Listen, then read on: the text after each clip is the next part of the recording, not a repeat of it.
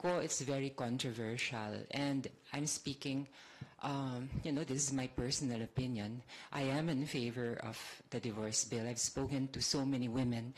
I chair the Committee on Women and Gender Equality. I've met women who are trapped in toxic relationships. Let me tell you the story of a woman who did not receive formal education. She could not access employment. She's married to a narcissist. And she was made to cook food.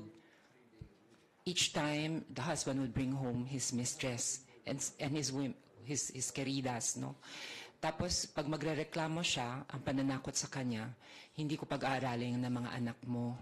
And that lasted for several years, more than a decade, until the last child graduated. And when she wanted out, she realized wala pala akong pera pang tustos ng lengthy and costly legal separation process. And she wants a new start. That's what you would like after a relationship with a narcissist. And I remember she guested on a program, and there was a panel, no? Those in favor of the divorce bill and those against. So when those who supported the divorce bill were asked, ano masasabi niyo dun sa ganitong sitwasyon na to? Ang sabi nilang ganon, tama lang na magkaroon ng options, because this is what it is. It's an option. It's not like pointing a gun at all married couples, telling them, no, you have to divorce your spouse. No. If you are happy in your relationship, or if you are a Catholic or an evangelical and you feel strongly about the sanctity of marriage, then by all means stick it out. But for those women, and I'm not talking about 1 or 2 or 3 cases, napakaraming babae who are stuck in this situation like the woman I was talking to you about. Anyway, mabalik dun sa kwento, tinanong naman dun sa mga oppositors ng divorce bill, actually members sila ng isang religious group. Ano masasabi niyo dito? Sabing ganun ba naman? Alam niyo, ang problema dyan sa relasyon na yan, nakulang sila ng prayers. Tapos napangangan na lang yung babae. Sabi niya ganun, alam niyo, all this time, I've been praying to God to help me survive each day of physical, emotional, financial, psychological abuse.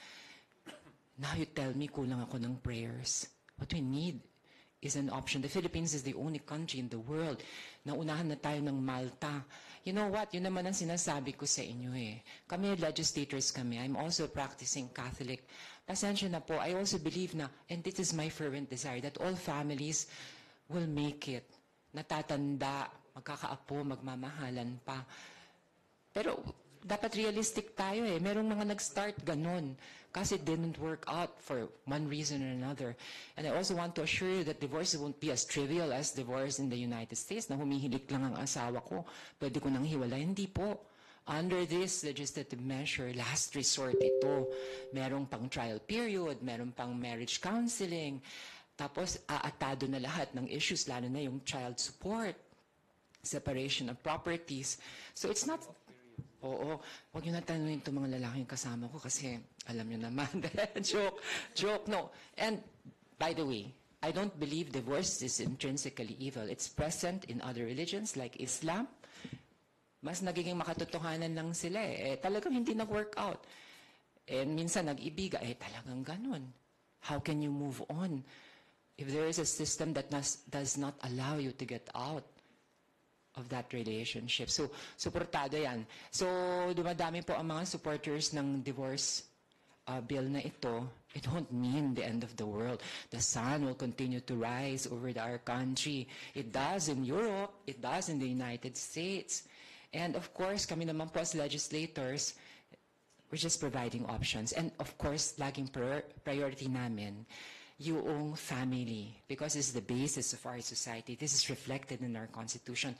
Another